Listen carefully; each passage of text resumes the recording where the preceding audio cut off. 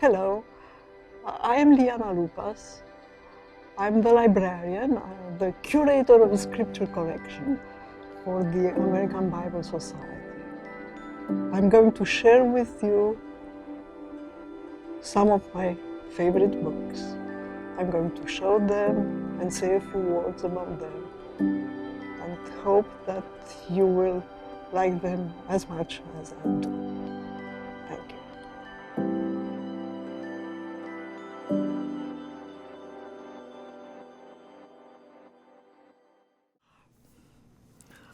This modest-looking book is really very significant. It is the first English Bible printed in America.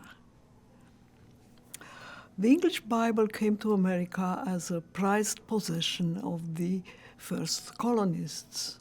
Initially, they probably brought here copies of the Bishop's Bible, which was the official Bible under Queen Elizabeth, or the Geneva Bible, which was the Bible of the Calvinist Church, of the Reformed Church. In 1611, the first edition of the so-called King James Bible was printed, and the King James, or authorized version, replaced the other existing English translations of the Bible within a couple of decades. Theoretically, the rights to the King James Bible belonged to the Crown, and the Crown authorized 4 publishers to print and distribute the King James Bible. The colonists were never authorized to print the King James text. Would they have wanted to do it?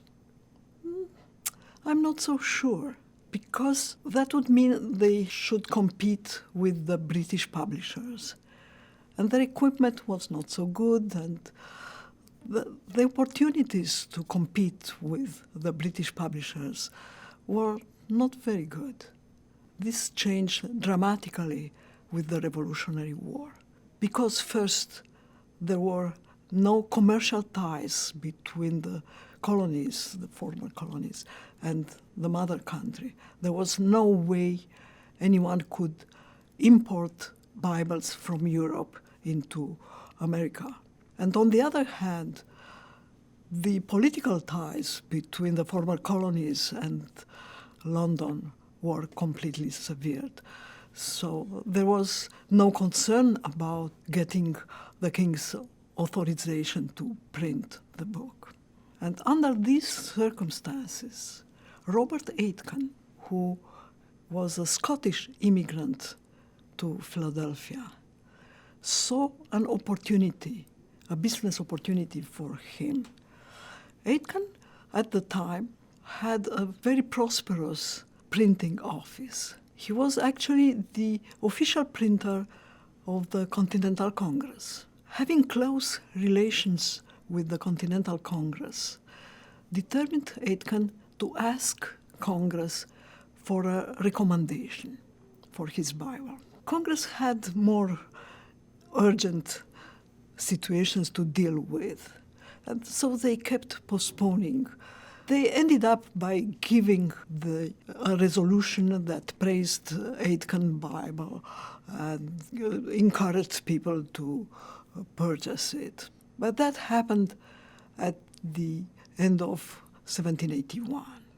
When Aitken completed the printing of this Bible, he was authorized to print in the preface, to reprint the text of Congress resolution, and here it is. This was the first time that Congress had recommended a Bible, and it was to remain the last time, because with the adoption of the Constitution, the separation of state and church was clearly defined, and Congress would not again do anything like they did for Aitken. To encourage the sales, Aitken printed on the title page the address of his printing shop, because printers usually were also publishers and sales agents, everything in one. And We can read the address printed on the title page, and it says, printed and sold by R. Aitken at Pope's Head, 3 doors above the coffee house in Market Street. And this is quite near the place where the Bible Society is now located.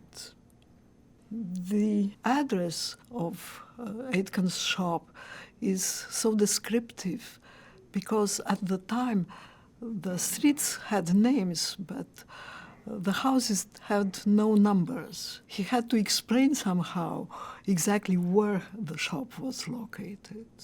Unfortunately for Aitken, when the book was ready out of his printing office, the war had ended, commercial ties had resumed with England, and the market started to being flooded with cheaper, better quality English Bibles printed in England.